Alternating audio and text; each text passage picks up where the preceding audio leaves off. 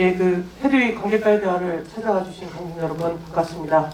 저는 오늘 관객과의 대화를 진행할 영화관의 변영주라고 하고요. 저분 송두익입니다.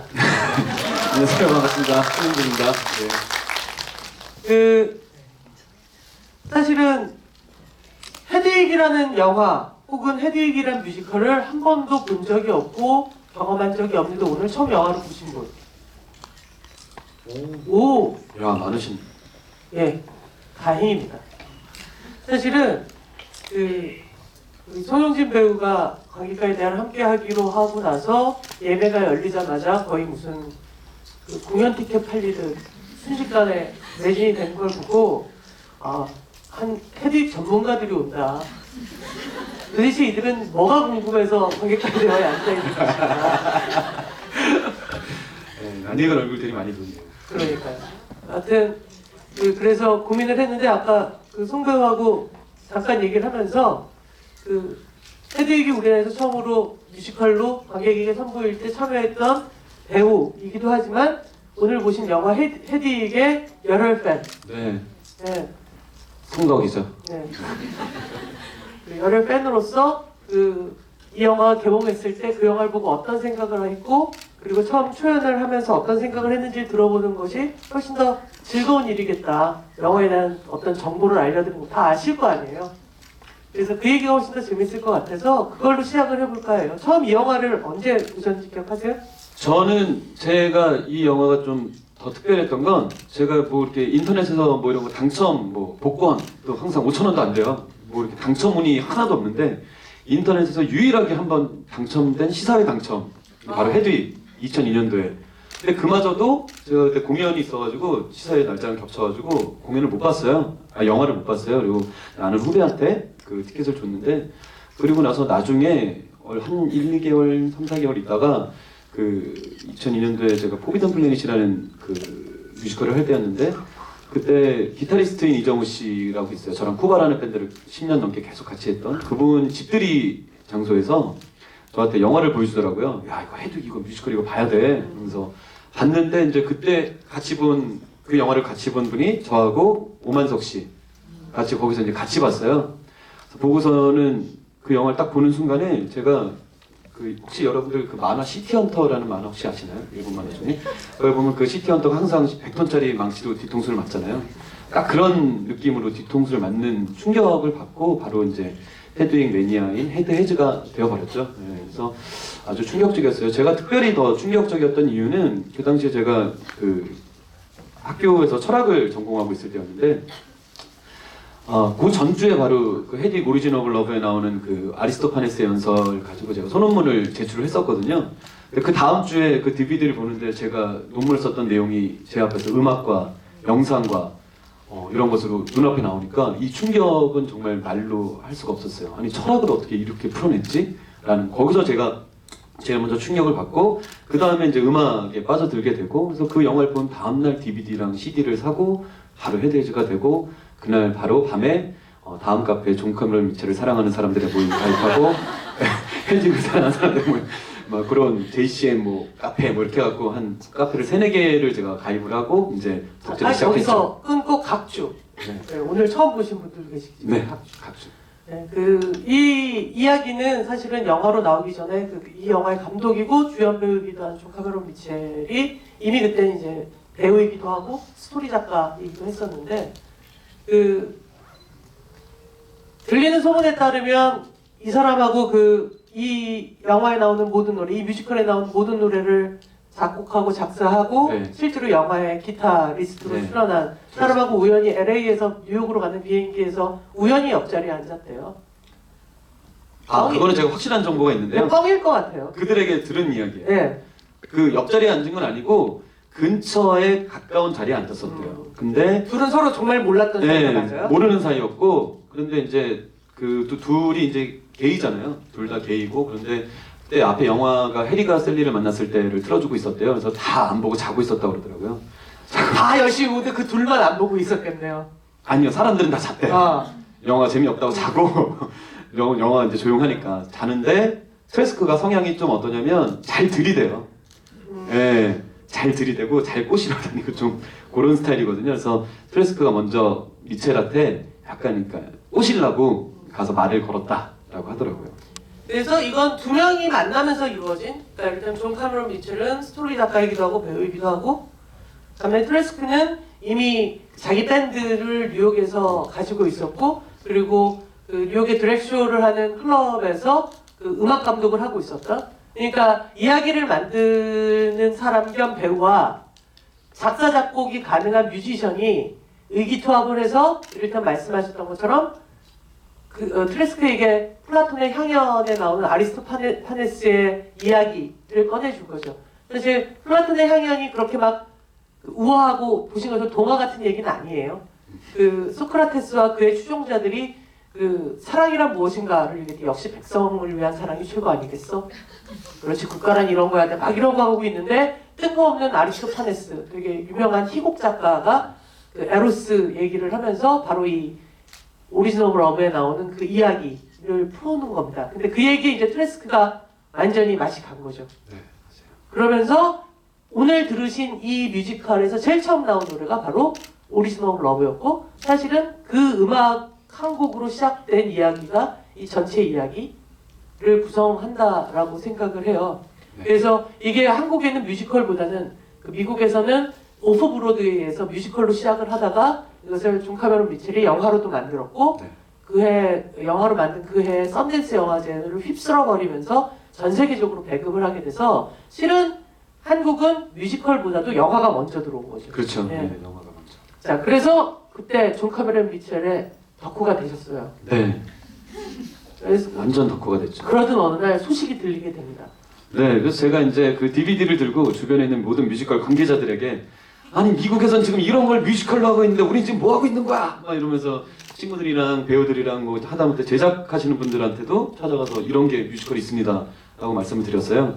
그러다가 뭐 어떤 제작하시는 분은 그거 내가 한번 해보려고 해 라고 하셔서 제가 그거 꼭 하겠습니다. 그러니까 너는 해봐야 안 될 거니까 오디션도 오지 마 라고 그러시고, 그 다음에 실제로 2005년도 공연을 위해서 오디션이 떴을 때 저는 그 정보가 없었는데 제가 하도 헤드윅 매니아로 다니니까 주변의 지인 배우들이 헤드윅 오디션 떴다고, 네가 그때 보여준 그 헤드윅 가서 오디션 보라고. 그래서 제가 스팅 공연을 취소하고 네, 그때 스팅 공연이 있었는데 스팅 공연을 취소하고 헤드윅 오디션을 보러 갔어요. 그때 기억이 나는 건 공개 오디션이었거든요. 그 공개가 뭐 스태프들만 있는 게 아니라 기자분들도 계셨고, 그다음에 제가 가입되어 있던 그 헤드윅 카페 그 카페 헤드윅 매니아 분들도 또 한 20분 정도가 그 오디션장에 실제로 있었어요. 그래가지고 오디션을 봤는데 제가 좀 그 오디션 보러 가기 전에 그 연출이었던 이진아 연출님한테 전화를 드렸어요. 제가 이제 아는 연출이어서 선생님 저 그 오디션 보러 갈 거예요. 그랬더니 난 오지 마! 막 이러는 거예요. 그래서 왜요? 그랬더니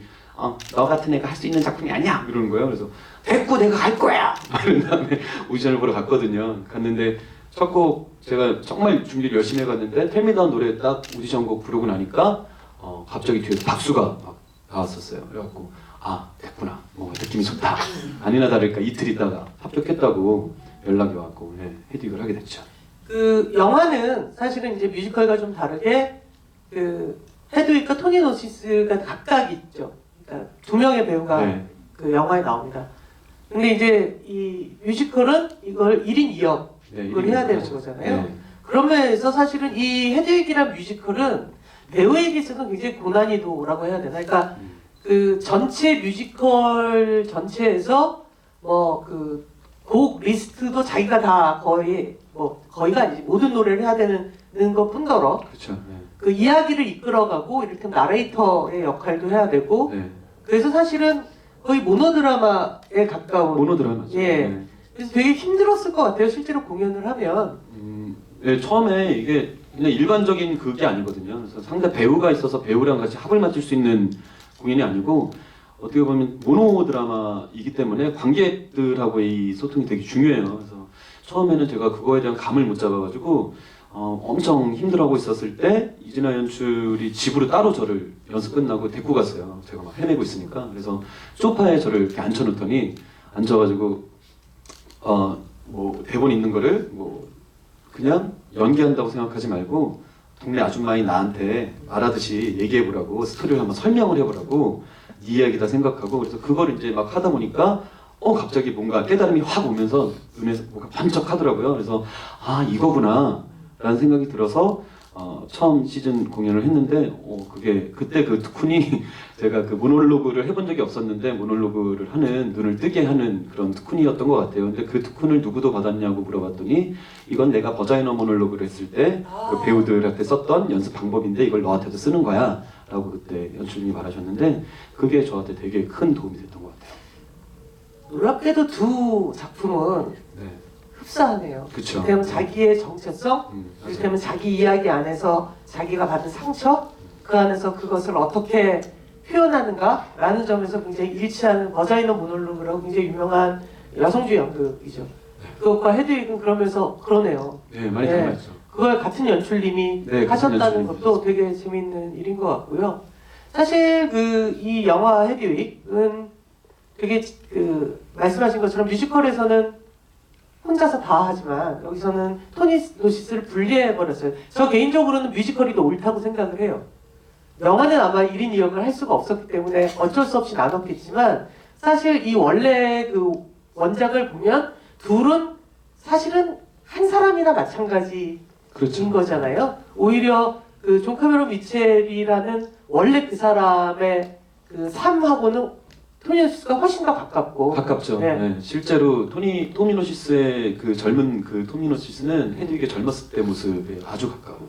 뭐 아버지 직업이라든가 네, 서러운 아버지도 환경까지. 군인이었고. 예. 저거 아버님이 그존 카메론치 아버님이 그 독일 동독 서독이 나눠져 있을 때 서독 총 미군 사령관이었다고 그래요. 그래서 방이 뭐 집에 방이 80개인가 있는 뭐 그런 대저택에 살고 그랬다고 그러더라고요. 그런 면에서 사실은 이 두 인물이 하나인 거나 다름없는데 영화에서 나눠졌죠. 그래서 마이클 피트라는 배우가 아마 그 영화를 많이 보신 분들은 되게 익숙한 배우일 거예요. 그 오래전에 퍼니 게임이라는 영화에서 되게 무섭게 나오기도 했고 또는 미드를 좋아하시는 분들은 보덕 엠파이어에서도 나오고 그러니까 그 21세기 초입까지는 되게 멋지게 생긴 맞아요. 예, 청년 노동자를 하다가 요즘은 음습한 그 중간 보스 역할로 역할 전환을 하신 상태인데 여하튼 이 배우가 영화에서 부른 노래는 사실 이 배우가 부른 노래는 아닙니다. 그 트레스크. 예, 트레스가 부른 거고 예. 싱크하는 거. 예. 그리고 이 마이클 피트가 나온 영화 중에 그 구스만 산트의 영화인데 네. 그쵸? 커트 코베인. 예, 커트 코베인에 관한 영화에서 그러니까 이를테면 이름은 블레이크인데 커트 코베인 역할을 그러니까 커트 코베인이 죽기까지 딱 그 몇 시간 며칠인가 몇 시간인가 시간, 다뤘던 그 영화에 나오기도 하니까 어떻게 보면 그 뮤지션 전문 배우 미션 전문 배우. 그리고 존 카메론 미첼이 궁금하시다면 그 이분도 그 뒤에도 계속 영화를 몇 편 연출을 하셨어요. 그 중에서 그 제일 유명한 영화 쇼퍼스라는 쇼퍼스. 네. 그 굉장히 그 헤드윅하고 어떤 면에서 되게 일치하는 지점이 있죠. 그 섹슈얼 아이덴티티에 관한 되게 놀라운 영화가 있기 때문에 그런 것도 참고해서 보시면 좋을 것 같아요. 출연 당시에 네. 관객들 반응은 어땠어요? 관객들의 반응은 정말 뭐 지금 시즌이 뭐 거의 10시즌 가까이 되나요? 지금 기억도 안 나는데 너무 많이 해가지고 근데 10년을 넘게 헤드윅을 했는데 그 중에서 가장 제일 뜨거웠던 시즌을 꼽으라면 아무래도 첫 번째 시즌이었던 것 같아요. 지금도 기억나는 건 제가 그때만 해도 뭐 이렇게 되게 유명한 배우 아니었거든요. 지금도 그렇게 유명하진 않지만 그때 뭐 이렇게 쓸데없는 겸손 빼고요. 이렇게 시간 없어요.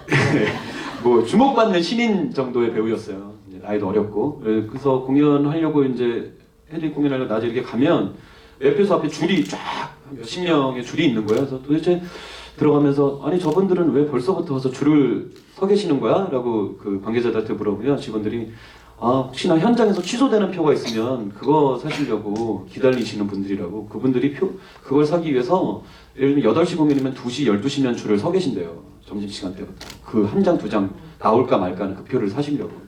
근데 그분들이 또 재밌는 건 와서 줄을 서 계시는데 표를 만약에 못 구하더라도 바깥에 계속 계세요. 그래서 흘러나오는 음악도 들으시고 같이 거기서 이야기를 나누시고 또 어떤 기억나는 한 분은 일본 분이었는데 공연을 몇 번 못 봤어요. 표를 못 구해서 그분은. 근데 그냥 헤드윅 공연장 앞에 그러고 앉아 있어요. 앉아서 그 공연 보지 못하더라도 저 배우들 왔다 갔다 하는 거, 그다음에 거기 그 공연 보러 온 관객분들하고 그냥 앉아서 거기 약간 노숙자처럼 이렇게 매일 앉아 계신 분들도 계셨고, 초연 때는 진짜 그 열기가 너무너무 뜨거웠어요. 실제로도 표도 거의 99% 매진이 되어서 자리 구하기 힘들었고, 아까도 말씀드렸지만 셀럽들도 정말 많이 왔었죠. 뭐 MB도 왔었고, 네.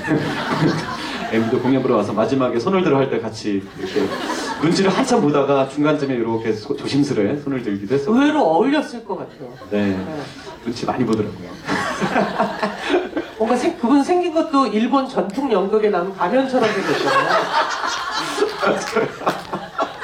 그리고 또 잊지 못하는 관객 중에 한 분이 실제 트랜스젠더 분들이 두 분이 공연을 보러 오셔가지고 되게 좋은 자리에 저랑 눈이 딱 마주치는 자리에서 공연을 초연 때 보셨는데, 그분들이 공연 마지막에 midnight radio 부를 때 이렇게 어떻게 표현할까, 이렇게 분명히 눈물을 흘리고 계셨는데 환하게 웃고 계신, 진짜 우리 영화에서 많이 보는 웃으면서 우는 딱 그 모습을 실제로 눈으로 딱 보는데 되게 좀 찡한 마음도 있었어요 그때. 예.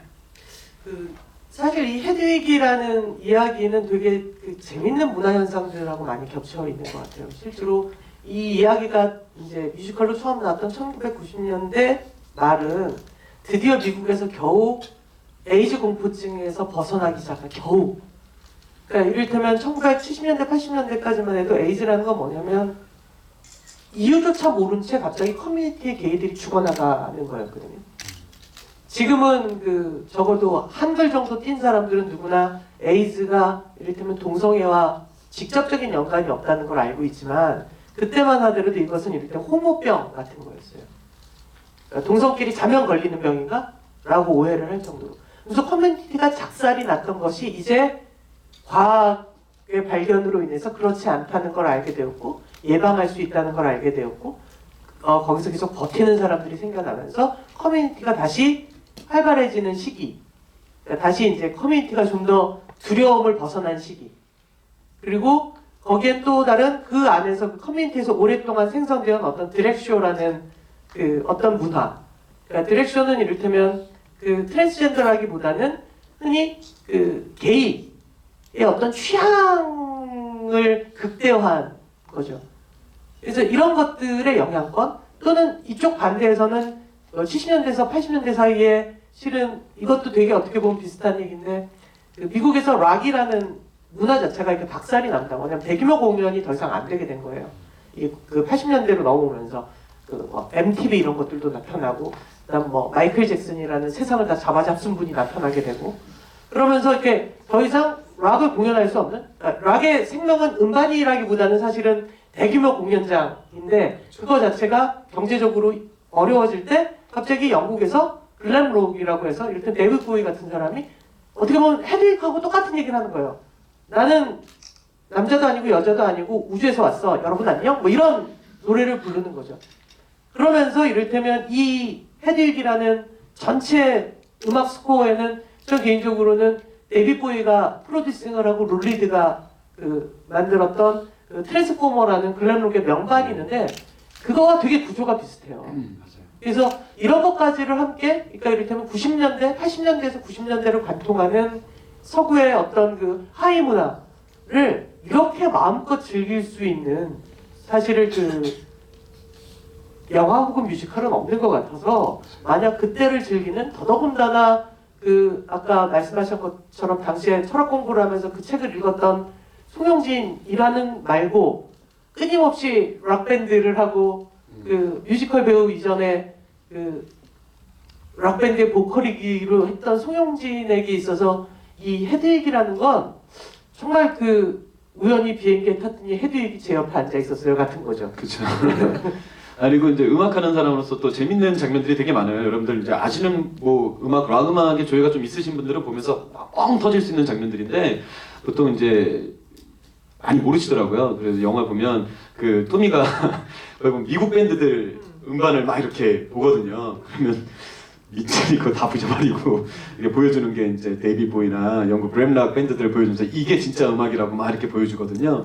그 장면도 정말 음악하는 사람들이 보면 되게 재밌는 음악이에요. 그 장면이에요. 그래서 그 미국 밴드들 나오는 밴드들이 되게 정말 미국적인 락 음악들을 하는 밴드들이거든요. 그래서 걔네들 그렇게 앨범 부시는 걸 보면서 정말 재밌었던 것 같아요. 네. 그것도 그 투어 다니면 밴드들 외국 밴드들은 이제 투어 다니면 걔네들 사이에서도 서열이 있어요. 밴드들도 뭐 이렇게 다 공평할 것 같지만 공평하지 않거든요. 리더가 있고 항상 그 좀 밑에 우리나라도 물론 그렇지만 우리나라는 그게 나이 서열로 보통 되지만 쟤네들은 이제 실력으로 그게 보통 되거든요. 근데 얘네 헤드윅 밴드도 투어 다니는 그 장면 제가 이렇게 보면 그 디테일이 너무 재밌는 게 모텔에서 자면은 모텔에 침대에서 자는 거는 헤드윅이고 나머지 애들은 그 바닥에 이렇게 삥 둘러서 자잖아요. 실제로 그러거든요. 그래서 그거 보면서 그런 것도 되게 음악하는 사람 입장에서 보면서 되게 재밌는 디테일이 있는 장면이었던 것 같아요. 네. 그렇다면 쿠바의 경우는 누가 침대에서 잤나요? 쿠바 할 때는 이제 이정우 씨라고 리더가 있어요. 원래 네. 육중하신 분인데 네, 어르신이 그분이- 침대에서 자야죠. 네, 침대에서 자고 이제 뭐 모래도 항상 상석에 앉고 보통 그렇죠. 네. 참고로 말씀드리면 좀 쿠바의 모든 그 인디 레이블을 갖고 있습니다. 인디 음반을 갖고 있습니다. 너무너무 좋아했었고 우연히 그 듣다가 정말 어디서 이런 제가 했던 밴드를 되게 좋아해 주셔가지고. 그러니까 저는 사실은 그 송영진 배우를 처음 만난 건 뮤지컬이 아니라 그 우결한 장이라고 김조광수 감독의 독립영화로 처음 보고 그 다음에도 뮤지컬로 보질 않고 쿠바라는 밴드의 어떤 그 영상 화면을 통해서 봤어요. EBS에서 이렇게 네, 하고 네, 나오고 네. 이런 거. 공감이 또. 네, 그러니까 결국 이 사람의 가장 중요한 직업을 전 맨 마지막에 본. 어쨌건 돈 버는 직업. 네, 내일부터 그 로키오로 쇼와 네, 신과 함께를 동시에 뛰시느라 거의 뭐 정신없는 여름을 보내셔야 되는 배우가 오늘 오셔서 나머지 시간을 관객분들과 함께 이야기를 나눈 시간으로 바꾸려고 하는데요. 참고로 그 질문을 하시는 그 선착 5분에게 선물을 드려요. 배급사에서 만든 헤드윅 엽서를 한 장씩 안 주고요. 세트를 드리는데 그 중에 최고의 이템은 요번 영화 개봉을 위해서 특별히 만든 그림이에요. 헤드윅 그림. 진짜 예뻐요. 진짜 예뻐요. 네, 이게 포함된 엽서를 드리고요. 갖고는 싶지만 빈손으로 가야겠구나, 난 질문할 게 없다 싶은 분을 위해서 오늘 극장에 와주신 모든 분들께 겉으로 보면 팜플렛 같지만 열어보면 포스터인 이거를 모든 분들께 한 잔씩 드립니다. 아까도 얘기했지만 특히 그 고령의 부모님이 계신 분들은 함부로 저 집에다 걸지 마시고요. 네, 밤에 부모님 놀라십니다. 고령의 부모님. 고령의 부모님. 아까 이거 보면 놀래신다고 집에다 걸었거든요. 그러시죠. 네. 자, 그냥 앉은 상태에서 손을 들어주시면 네, 저렇게요. 네.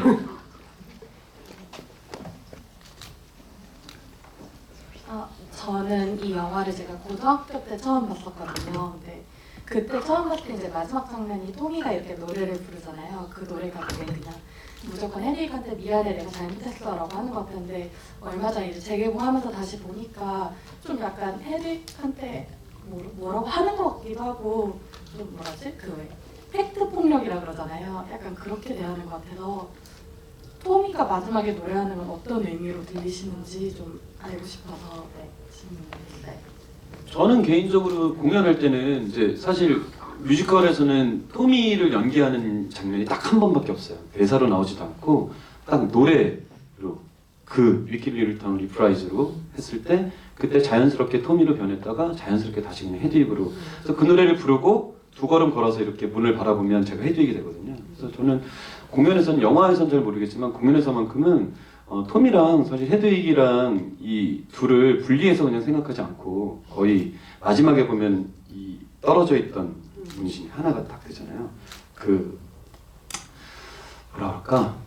그 이야기를 듣고서 이제 그 노래를 듣고서 헤드윅이 진짜 내 자아에 대해서 깨달음 계속 이 영화가 주는 주제는 내 반쪽이 무엇인가 내 반쪽이 무엇인가이잖아요. 내 반쪽 내 정체성 내가 누구인가가 제일 중요한 것 같은데 그 마지막 노래 가사를 듣고 물론 뭐 미안하다 뭐 그런 이야기고 진짜 말씀 그대로 팩트 폭력 내가 이렇게 했어 미안해 이거지만 되게 1차원적으로 들릴 수 있지만 그거는 어떻게 보면 헤드윅이 그렇게 듣고 싶었던 토미한테 뭐 다른 걸 바란 게 아니잖아요. 뭐 저 노래가 다 내 거야 뭐 이걸 증명하는 것도 증명하는 건데 일단은 토미한테 그 사람 그 이야기 말을 하나 듣고 싶었던 것 같아요. 그래서 그 이야기를 들음으로써 이 헤드윅이라는 존재 자체가 완성되는 게 아닐까. 그래서 마지막에 이게 원신이 하나로 합쳐지는 게 아닐까라고 저는 영화를 보면서도 그냥 좀 이해를 그런 식으로 저 스스로 그냥 했고 공연을 준비하면서도 약간 그런 의미로 노래를 하고 그래서 노래 부를 때랑 노래를 들을 때랑 이 연기를 이제 바로 바꿔서 하는데 같은 인물이는 아니지만 아무튼 동일 뭐라고 해야 돼 이걸 그 이야기를 들음으로써 완전체가 될 수 있는 그렇게 생각을 해요. 그래서 그 노래 가사는 그런 게 아닌가 일차원적인 의미는 아닌 것 같다는 생각을 해요. 네. 사실 이제 이 영화를 외부에 이제 외부에 알려지기를 그러니까 트랜스젠더라는 말이 되게 많이 나오는데 사실 그렇게 규정하기는 되게 복합적이라고 생각해요. 그러니까 무슨 얘기냐면 만약에 요즘 2017년에 헤드윅이 이를테면 아직 거기가 베를린이 나눠져 있다고 치고 그 미군 장교가 만나서 미군 군인과 만나서 뭐 결혼을 해서 미국으로 오고 싶다면 사실 수술 안 해도 되거든요. 동성혼이 그러니까 법제화됐기 때문에 그냥 둘이서 결혼하고서 넘어오면 되는 문제고 그랬으면 영화가 한 15분 뒤에 끝났겠죠. 근데 무슨 얘기냐면 실제로 헤드윅은 어떤 존재냐라는 것이 되게 글램록적인 존재라는 거예요. 그러니까 트랜스젠더라고 할 수도 없고 또는 뭐 자기 스스로 남성과 여성 사이의 존재는 무엇이라고 했고 그리고 어떤 장면을 보면 그가 이를테면 정말 1인치만 남은 것에 대해서 굉장히 분노한 것처럼 보이고 또 때때로는 남아버린 자기 자신 자체로 인정받고 싶어하는 것도 있어서 되게 복합적인 그야말로 무슨 성정치학 그 교과서에 나오는 다양한 케이스 10개 뭐 이런 느낌이기 때문에 말씀하신 것처럼 끊임없이 상대방에게 이야기하는 것이 아니라 거울 보고 얘기하는 느낌 같은 게 필요한 엔딩인 것 같다는 생각도 들어요. 그리고 보면은 진짜 말씀하신 대로 남자도 아니고 여자도 아니잖아요. 그리고 성적으로도 물론 그렇지만 또 연기할 때도 또 보면은 얘가 그 성 전환 수술 실패하기 그 전 이후 따라 완전 사람이 다른 사람이 되거든요. 물론 이제 루터한테 버림받으면서 또 다른 사람이 되고 자기가 버림받았던 그걸 그대로 또 누구한테 하냐면 이차한테 또 한단 말이죠. 그래서 얘를 이 성격들이 이렇게 변하는 모습들을 보면 이 헤드윅이라는 캐릭터 자체를 단순하게 트랜스젠더라고 구분하는 게 아니라 니체는 그 진짜 중간에 있는 이것도 아닌 저것도 아닌 그런 오묘한 존재를 만들어 놓은 것 같아요. 초연 때는 이 차학을 누가 했었어요? 초연 때는 이영미 씨하고요, 백민정 씨 두 분이 같이 했었죠. 네. 또 이쪽으로 갔다가 위로 올라가겠습니다. 네.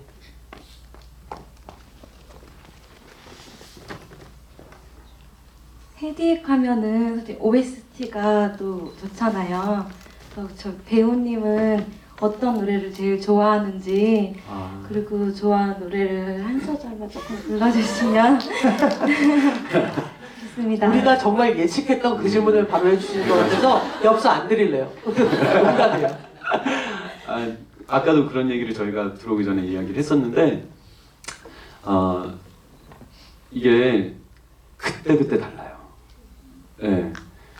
그러니까 뭐 그때 사실 처음에는 이제 오리진 오브 러브에 되게 충격을 받아서 그 노래에 완전 꽂혀갖고 몇 년을 살았는데 그러다가 또 어느 순간 또 제가 midnight radio를 또 너무 좋아해갖고 midnight radio는 또 특히 막 음악하는 락앤롤로 막 이런 가사가 나오고 이러니까 막 가슴을 또 후벼파다가 또 제가 막 진짜 상처받고 힘들 때 제일 위로받는 노래는 위킬리 리타운을 딱 들으면 그게 이렇게 또 막 위로가 확 되기도 하고 또 운전할 땐 또 슈가데디가 또 그렇게 신나요. 걔가 들썩들썩거리면서 그래서 정말 좋은데 그래도 제가 개인적으로는 저도 OST 이제 국내 뮤지컬 OST를 2번을 참여를 했었는데 2번 참여하면서 그래도 그거에 최고로 잘 해냈다라고 생각하는 게 midnight radio를 제가 그거를 많이 공연 때도 많이 부르고 공연 때 뭐 당연히 부르죠. 당연히 부르고 이제 OST에서 그거를 제일 많이 사랑을 해주셨어요. 그래갖고 그거 그냥 짧게만 들려주면 왠지 넌 외로운 세상 지친 영혼 쉬지 마라 포기 마라 그래서 우린 락앤롤러스 영원하게 roll. 예, 소원 성취하셨으니까 이제 끝낼까요? 네네. 예, 또, 예, 이번에는 저쪽 뒤에 가운데, 예, 귀걸이 하신 분, 뒤돌아보신 분, 예. 궁금한 게 있는데 이 질문을 선택하시는 건 어떤 기준으로 선택하시는 거예요? 결국 제가 주비를 많이 해보니까 마이크를 준 친구가 가장 많이 걷는 방식으로 진행하는 게 공정하더라고요. 아 그렇군요. 딱 맞네요 지금. 네. 예, 네. 알겠습니다. 네, 저는 이거 헤드윅을 예전에 한번 보고 뮤지컬로도 다시 봤었는데 오늘 영화관에서 다시 보고 또 배우님하고 감독님 말씀하시는 또 얘기들을 들으니까 또 예전하고는 다른 느낌이 많이 들었는데요.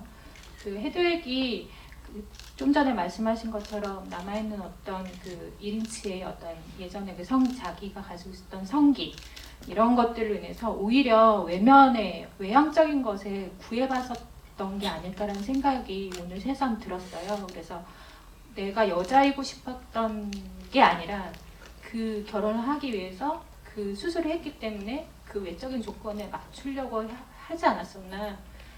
그러면서 스스로의 어떤 본질을 계속 잃고 있었던 게 아닌가 하는 생각이 들었는데요.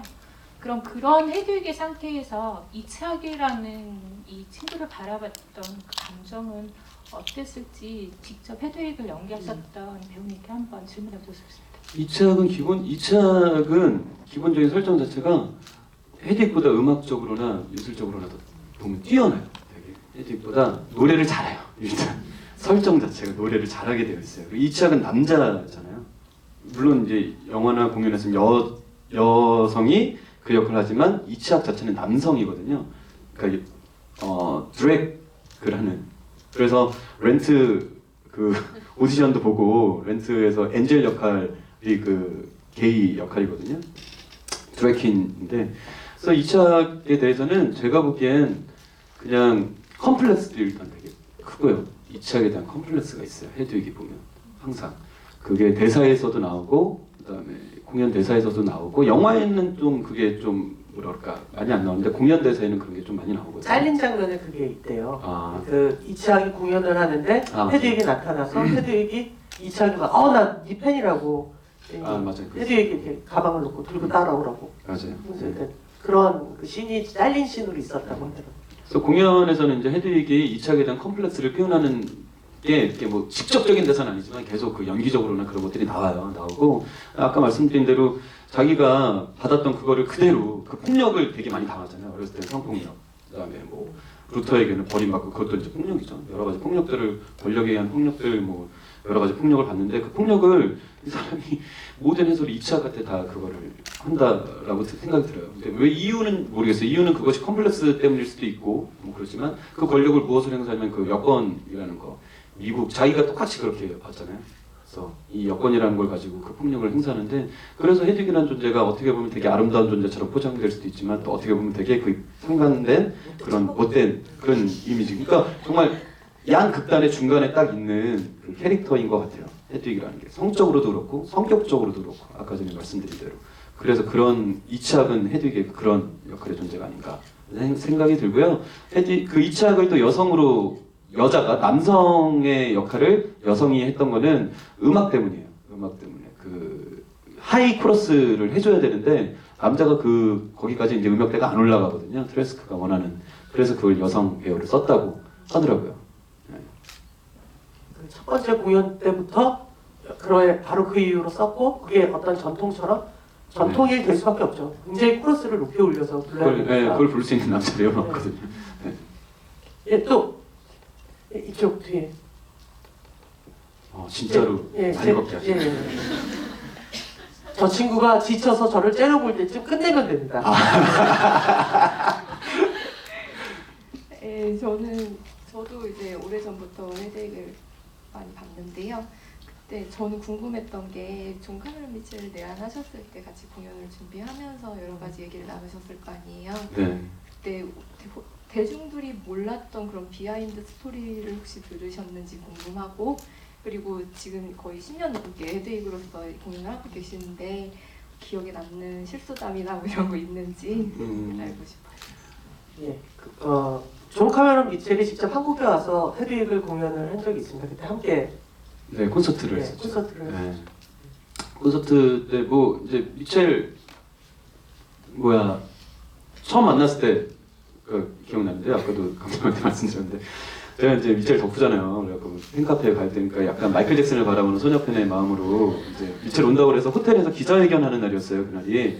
그래서 기자분들이 이제 미첼 왔다 그래서 저랑 이석준 씨랑 존 카메론 미첼이랑 셋이서 이제 인터뷰를 하는 거였는데 딱 미첼 만난 순간 이제 전 순간적으로 얼음돼서 나이스 투 미츠도 못하고 박수만 하고 이렇게 소녀 이걸로 이렇게 계속 바라만 보고 있다가 인터뷰 막 하다가 기자분이 뭐 송현희 씨는 미첼 만났는데 기분이 어떠세요? 그래고 제가 그 자리에서 제가 오늘 존 카메론 미첼을 만났는데요. 그래서 그 옆에서 펑펑 막 울었어요. 너무 막 그 감정을 어떻게 주체가 안 돼가지고 그래서 인터뷰를 못 할 정도로 막 울어갖고 이석준 씨가 아직도 저를 보면 그걸 가지고 놀리는데 그러니까 미첼이 이제 제가 갑자기 막 우니까 당황할 거 아니에요, 이 사람이. 그래서 막 당황해가지고 왜 그러냐 그러니까 통역하시는 분이 이 사람이 원래 엄청난 팬인데 오늘 만나서 그 감정을 주체 못하니까 이 미첼이 저를 그때부터 이제 완전 예뻐하기 시작한 거죠.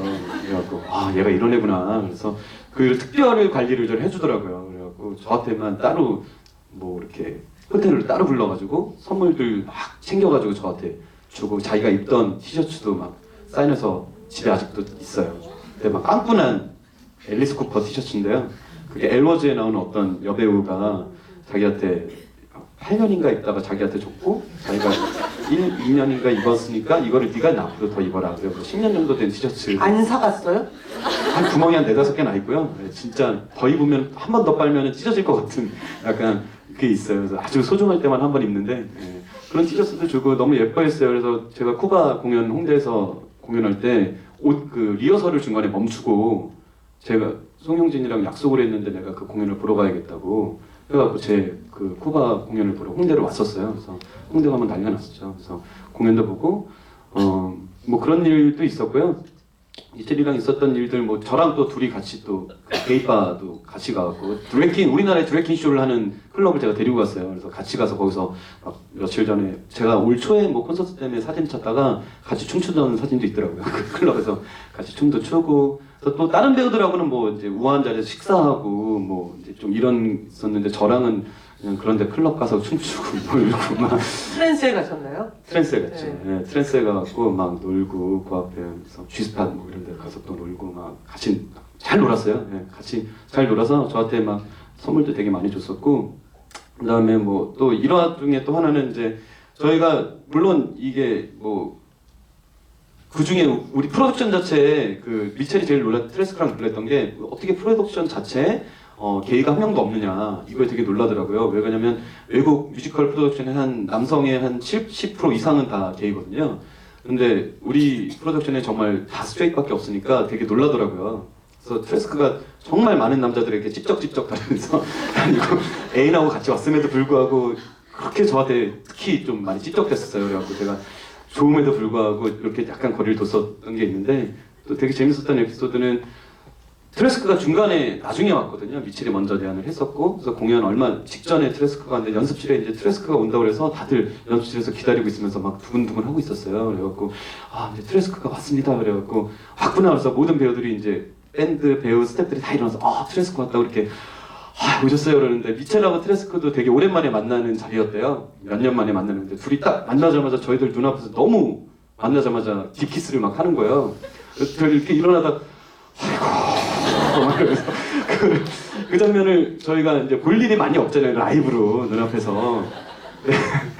너무 눈앞에서 라이브를 보니까는 어떤 정체성으로도 우리가 라이브로 볼 일은 그렇게 많지 않죠. 네, 그래서 되게 그때 좀 충격적이었던 일도 있고요. 뭐 미첼하고 트레스크하고 뭐 일화들은 뭐 더 많은 것들이 있는데 또 공연 뭐 실수단 같은 경우는 이건 제가 좀 제일 반성하고 제 배우 인생에 뭐라 그럴까 전환점을 줬던 날이 있어요. 초연 때였는데 배우가 맨날 공연을 계속 하다 보면 이게 아무리 리프레시를 하려고 해도 이 무대 배우들은 리프레시가 안 될 때가 있거든요. 그날 저만 알아요.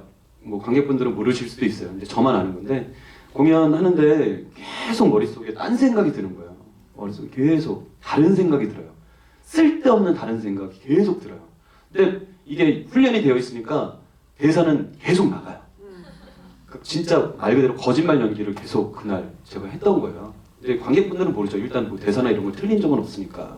물론 연기가 좋진 않았겠죠. 근데 공연이 끝났는데 관객 여러분들이 막 일어나서 기립박수를 쳐주시는 거예요.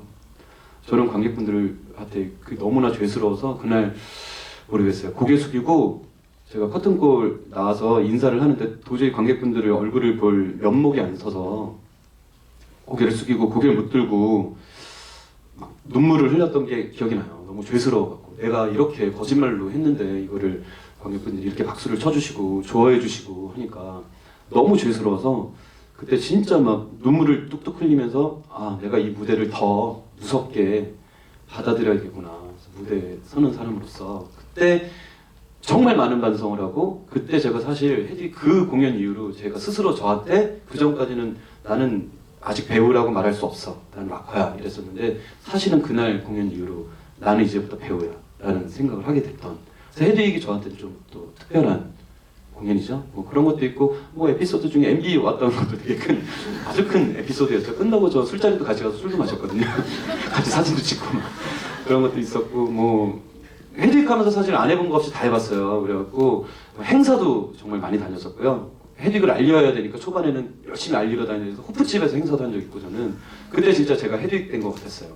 아무도 안 간다는데 예, 배우들이 사실 창피해서 그런데 안 가거든요. 그래서 제가 갈게요. 헤드윅 알릴 거면 제가 갈게요. 그래서 호프집 행사 뭐 삼성동 코엑스에 그때 TTL 존이라고 있었는데 TTL 존에서 하는 30명 그러면 여기서 헤드윅 의상을 한 상태, 분장 다 하고 호프집에서 노래하고 진짜 생각해보면 웃기죠. 되게 큰 호프집이라고 사람이 많이 온대요. 그래가지고 거기 가고 노래하고 노래 막 3곡인가 4곡 하고 TTL 존에서 가고 또 TTL 존 아시는 분들은 이제 연식이 있으신 거죠. TTL 존 삼성동 코엑스 거기서 한 30분 정도 앉혀놓고 또 거기서 노래한 적도 있고 또 경희대 평화의 전당에서도 공연한 적 있어요. 3,000석짜리 공연장에서. 그러니까 헤드윅으로는 정말 저는 안 해본 게 없는 것 같아요. 제가 10년 동안 364회 공연했거든요. 정확하게. 그러니까 10년 중에 1년은 그 분장을 하고 헤드윅으로 산 거예요. 진짜 오래 살았죠. 제가 아마 전 세계에서 미첼 다음으로 많이 했을 거예요. 자신 있게 드릴 수 있는 말인데 많이는 했어요. 잘했다고는 말할 수는 없지만 많이 했거든요. 그래서 헤드윅은 정말 뭐 지금도 툭 치면 자다가도 일어나서 바로 공연할 수 있을 정도로 몸에 메모리가 되어 있어요. 그래서 그만큼 저한테는 되게 소중한 공연이고 뭐 너무나 많은 에피소드들이 있죠. 말하면 끝이 없어요. 헤드윅은 이제 졸업을 하셨다고 네, 졸업했죠. 헤드윅은 이제 졸업하고 졸업을 했어요. 디폴트 같은 반응이 나타났습니다. 오, 네. 또, 잠깐 하나만 궁금한데, 그 TTL 그 존에서 하실 때 그거 봤다. 난 그거 봤다. 있을 것만 같은. 그게 초연 때였어요. 아니, 연식이 그렇게 높진 않으시네요. 자, 뛸 준비하시고요. 질문 있으시고. 네, 여기. 기운내 10분 남았어.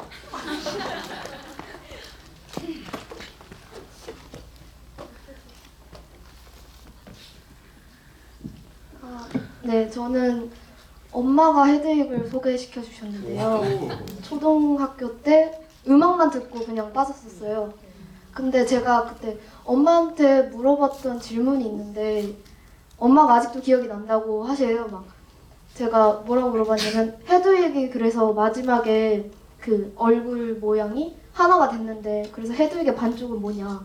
그래서 자신의 배우님이 연기하시면서 느낀 헤드윅의 반쪽이 무엇이었는지 듣고 싶습니다. 그 반쪽은 저는 그냥 그렇게 생각했어요. 뭐 사실 헤드윅 마지막에 그 뒷모습으로 걸어나가는 거에 대해서는 너무나 열린 결말이잖아요. 각자 생각하는 게 다르게 다 할 수 있는데 그냥 자기 스스로를 인정하는 것 그것이 하나가 되는 것 같아요. 계속 나는 막 무언가 되려고 저거 다 내버리고 막 이러면서 투쟁하고 엄청난 투쟁을 하잖아요. 막 그 스토킹하면서 막.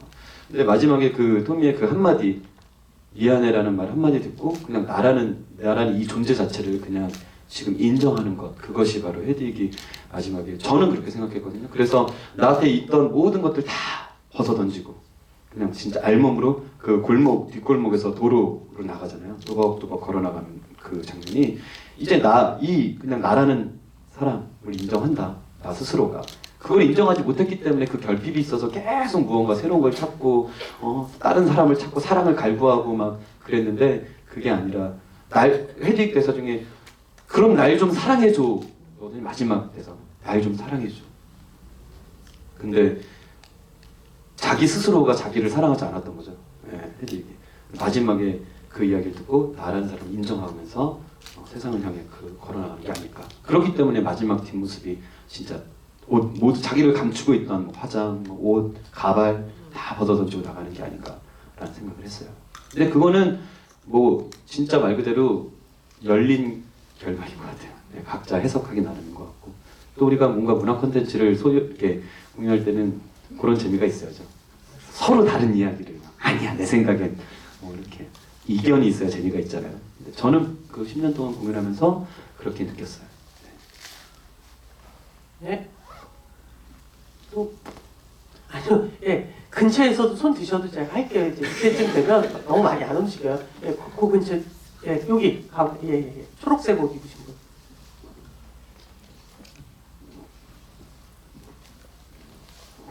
저도 헤드윅 많이 좋아해서 뮤지컬도 많이 보러 다녔는데 혹시 배우분께서 연기하실 때 뭐 가장 마음에 들었던 장면이랑 아니면 이 장면이 진짜 연기하기 힘들었다, 뭐 감정 표현이 진짜 힘들었다 하시는 장면이 있는지 궁금해요.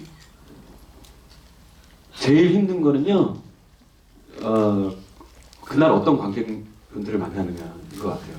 사실 무대에 있는 사람들은 그날 관객 분위기에 따라 이게 뭐 예를 들면 영화나 이런 것들은 카메라 앞에서 이제 연기를 하는 거기 때문에 리액션들이 없잖아요. 촬영 현장이 정말 조용하고 적막하거든요. 잘해도 잘했다 소리가 바로 나오지 않으니까. 근데 무대는 어떠냐면 제가 잘하면요 그 반응이 곧바로 와요. 그리고 그날 되게 너그러운 관객분들이 계시면 반응들이 오면 배우들은 만약에 컨디션이 안 좋아서 오늘 70밖에 에너지가 안 나와도 그 반응을 딱 받는 순간 80, 90, 100, 120, 150 막 이게 나오거든요. 그게 무대라는. 그래서 무대의 그 연극의 3요소가 무대, 배우, 관객인 거예요. 그래서 어떤 관객이 오느냐에 따라서 다른데, 그래서 그런 관객들의 이게 모놀로그는 이게 상대 배우하고 이제 연기를 할 때 호흡을 주고받잖아요. 근데 모놀로그 같은 경우는 관객하고 주고받는 게 많거든요. 특히 헤드윅은 관객들에게 말을 계속 하고 뭐 반응을 유도해내고 이야기를 듣고 이런 것들이 많기 때문에 어떤 관객분들을 만나느냐가 되게 좀 어떤 날은 제가 아무리 애를 쓰고 용을 쓰고 막 별짓을 다 해도 이 관객분들이 에너지가 안 오는 날이 있거든요. 무슨 짓을 해도 안 되는 날이 있어요. 근데 어떤 날은 또 관객분들이 에너지를 저한테 막 주셔가지고 막 힘이 나서 날아다니게 하는 날도 있고. 그래서 뭐 그게 제일 헤드윅하면서 어려운 점인 것 같아요. 물론 이제 배우가 열심히 해서 안 오시는 관객분들도 더 오시게끔 이렇게 제가 노력을 해야겠지만 모놀로그의 특성상 그런 것 같아요. 그 모놀로그를 저도 학교에서 이제 학생들을 가르칠 때 모놀로그를 할 때는 배우하고 연기한다 생각하지 말고 관객하고 연기한다고 생각하라고 이야기를 하거든요. 그런 게 있는 것 같고요. 뭐 좋아하는 장면들은 사실 한 장면도 소중하지 않은 장면이 없어서 한 대사 한 대사 정말 다 소중하게 해서 이건 그냥 빈말로 드린 말씀이 아니라 헤드윅 같은 경우는 저는 특별히 제 인생에 좀 특별한 공연이어서 저는 덕으로 시작해서 그걸 또 무대에 서서 하는 거기 때문에 진짜 한 해도 좀 허투루하고 싶지 않아요. 특히 제가 초연 때 그런 일을 겪고 나서는 한 해도 허투루하고 싶은 마음이 없어서 대사 하나하나를 막 정말 소중을 해죠. 그래서 씬들이 다 소중한 것 같아요. 하다못해 애드립을 할 때도 애드립을 하면 이제 대본에 써 있어요. 애드립을 하라고 있는 여기서 여기까지는 애드립을 하라 라는 구간이 딱 있거든요. 위기너 박스 끝나고요. 위기너 박스 끝나고는 때와 뭐 각 프로덕션에 맞게 애드립을 하세요 라고 대본에 써 있어요. 그래서 이제 거기는 이제 제가 막 애드립을 하는데 이제 헤드윅을 좀 오래 하면서 조금 그랬던 건 관객 여러분들도 많이 공연을 보시잖아요. 그러면 똑같은 걸 계속 보시니까 이제 지루하잖아요. 그럼 애드립이 뭐가 새로운 게 안 나오면 이제 지루해 하시는 거예요. 근데 언제부턴가 제가 좀 헤드윅이 약간 회의가 들기 시작한 건 이게 본질이 점점 좀 잊혀지는 게 아닌가? 헤드윅이 주고자 하는 메시지? 그래서 배우들도 자꾸 애드립 같은 거에 자꾸 더 신경을 쓰고 그러는 걸 옆에서 보면서 조금 안타까움도 있었어요. 근데 개인적으로는 전 그래서 좀 고지식하게 10년 동안 단 한 번도 대본 외에 그걸 따로 뭘 해본 적이 없어요. 그냥 대본에 있고 애드립을 하라는 구간에서만 정확하게 딱 그 시간 정해져 있는 시간 동안만 애드립을 칼같이 하고 그 작품의 본질을 좀 저는 계속 지키고 싶다는 약간 뭐라 그럴까 일본 장인 같은 마음으로 애드립을 계속 신현을 했던 것 같아요. 그렇습니다. 예, 한 개의 질문 정도를 더 받겠습니다. 맨 뒤에 흰 옷 입으신 분. 네.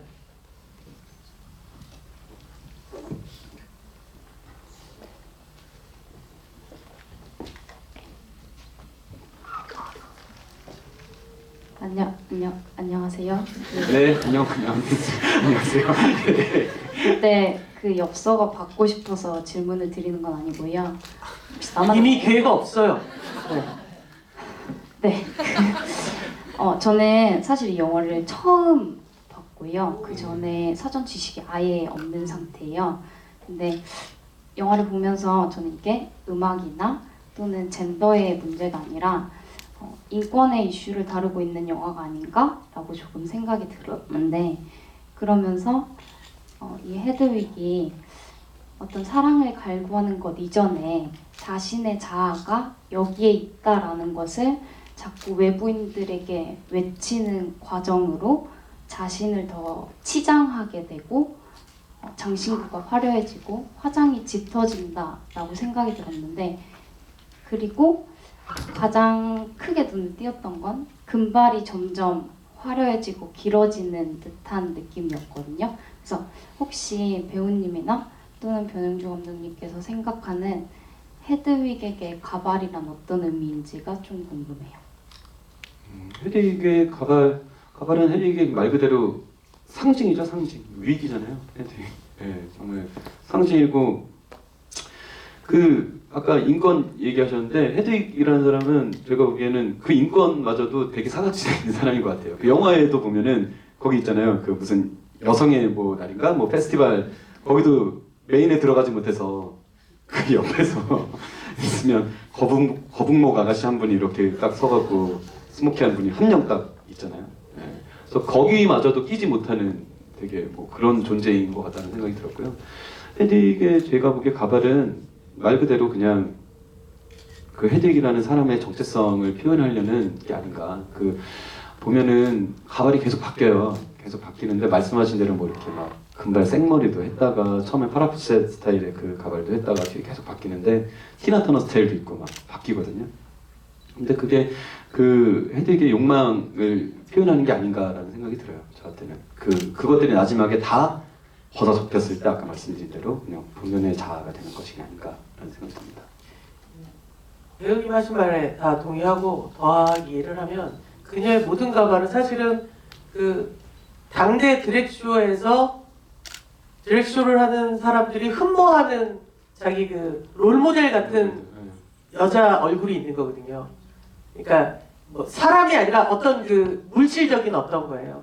대표적으로 파라포셋 1970년대 굉장히 유명했던 지금 요즘도 가끔씩 영화로 리메이크된 미녀 삼총사의 주인공을 했던 그 금발의 바람머리 이렇게 날리는 머리가 이렇게 전형적인 파라포셋 머리예요. 그러니까 금발에 정말 얼굴은 그 고양이상을 한 글래머러스한 여성이 사실은 이를테면 드랙쇼 할 때 언제나 상징 같은 거예요. 그러니까 굉장히 극대화되어 있는 거죠. 어떤 그 물질적인 그 페미닌한 지점들을 굉장히 극대화시키는 거고, 이를테면 티나 터너 같은 경우도 딱 드랙쇼에서 되게 좋아하는 그러니까 이쁘고 아름다운 게 아니라 그 페미닌한 느낌이 극대화되어져서 사실은 그 이쁜 것과 우스꽝스러운 것 사이를 왔다 갔다 할 수 있는 그런 가발들로 전체적으로 구성이 돼 있어서 실은 정말 이거는 90년대 게이 컬처에 철저하게 기반하고 있는, 그래서 아마 한 몇십 년이 지나면 헤드윅은 문화인류학자들에 의해서 새롭게 연구되어질 수도 있겠다. 그러니까 정말 음악서부터 복장 이 모든 것 또는 아까 얘기하신 고수족 같은 언니 한 명 관객으로 와 있는 그 공간 자체도 굉장히 상징적이어서 90년대에서 2000년대를 관통하는 어떤 하위 문화의 어떤 총집결 같은 느낌?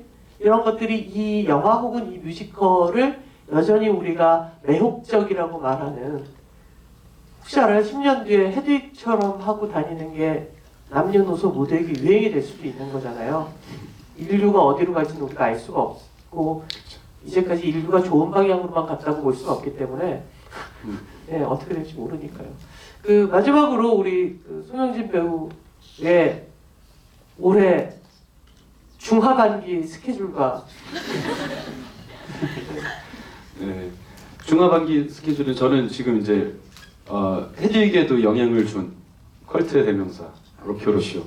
네. 여러분 로키오로쇼도 좋아하시나요? 네, 로키오로쇼를 지금 공연을 하고 있어요. 대학로 홍대 아트센터에서 지금 공연을 하고 있거든요. 대학로 무슨 아트센터요? 홍대 아트센터. 대학로의 홍대 아트센터요? 네. 대학로에 홍대 아트센터가 있어요. 네. 그래서 거기서 지금 로키오로쇼 공연을 하고 있고요. 정말 추천드리고 싶은 게 제가 로키오로쇼를 4번 공연했거든요. 각기 다른 역할로 이번에 4번째인데 투어팀 친구들하고도 같이 공연을 했었어요. 외국 공연보다 낫습니다. 네, 훨씬 나아요. 우리 한국에서 지금 하는 버전이 훨씬 낫습니다. 꼭 보시기 바라고요. 그리고 지금 주호민 작가 원작의 신과 함께 웹툰 있잖아요. 그걸 뮤지컬로 해서 이번에 재연하고 있는데요. 그것도 이제 공연 같이 하고 있어요. 그것도 어디서 해요? 그건 예술의 전당 토월극장에서 하고 있습니다. 그거 저번 주에 올라가고요. 이제 공연하고 있으니까 그것도 보러 오시고 가을 공연 끝내놓고는 가을에는 제가 지금 두구둥 감독님 옆에서 전 말씀드리고 두구둥 단편 영화 지금 이제 제가 뭐 이렇게 감독으로 만들려는 게 있어요. 그래가지고 그거 이제 촬영하려고 준비하고 있고요. 음반도 또 새로 밴드를 만들었어요. 엔키라는 밴드를 만들었는데 뭐요? 엔키. 예. 무슨 뜻이에요? 이건 수메르 신화에 나오는 수메르 문명에 나오는 신이에요. 지식의 신이기도 하고 뭐 저희 그 멤버들이 다 미스테리 외계인 이거에 약간 수메르 전통 음악을 하는 건 아니죠? 네, 그건 아니고요. 또 수메르 문화 거기 나오는 거 저희가 미스테리 외계인 이런 걸 좋아해가지고 공통적으로 막 여러 가지를 찾다가 엔키라는 신을 찾았는데 매력이 있더라고요. 그래서 그 이름을 신 이름을 적어가지고 뭐 밴드를 새로 만들어서 그거 이제 준비를 할 거고 겨울이랑 또 내년이랑 또 뮤지컬 스케줄은 뭐 내후년까지 잡혀 있어가지고 먹고 사는 데 진짜 못할까. 지금 정해진 스케줄로 보면 내년 상반기에 한 3개월 정도 몸살로 쉬어야 될 겁니다. 놓치지 마시고 올해 하시는 공연 놓치지 않으셨으면 좋겠고 무엇보다 오늘 헤드윅을 처음 보신 분들은 헤드윅과 전혀 다른 하위 문화에 사실은 굉장히 비슷한 그러니까 공포라는 컨셉으로 또 하나 이렇게 되게 전복적인 게 로키오로쇼니까요. 영화로도 나와 있어요. 그러니까 함께 즐기시면 되게 좋을 것 같고 뭐 신과 함께는 너무나 유명한 웹툰이니까 또 벌써 이번이 2번째 공연이기도 하고 요즘 강남에서 강북을 오가는 큰 다리 지나가면 분장한 상태 송영지 씨 얼굴이 이렇게 깃발처럼 막 휘날리거든요. 한남대교 주변에서 그 깃발 따라가시면 보실 수 있을 겁니다. 다시 한번 이 바쁜 와중에 그 헤드윅을 우리와 함께 해준 송 배우에게 뜨거운 박수 부탁드립니다. 네, 감사합니다. 네, 감사합니다.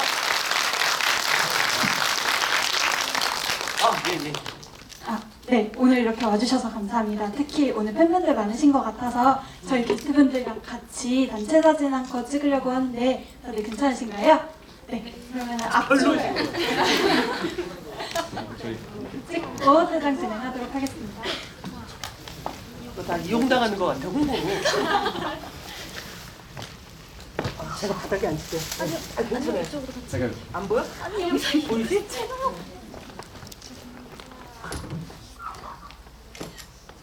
여러 번 찍겠습니다.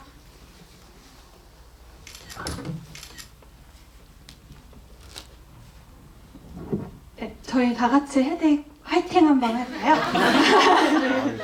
헤드윅 화이팅! 네, 됐습니다. 네, 감사합니다. 오늘 참석해주셔서 감사하고요. 퇴장하실 때는 내려오셔서 오른쪽으로 퇴장하시면은 저희 준비한 선물 드리도록 하겠습니다. 감사합니다. 감사합니다.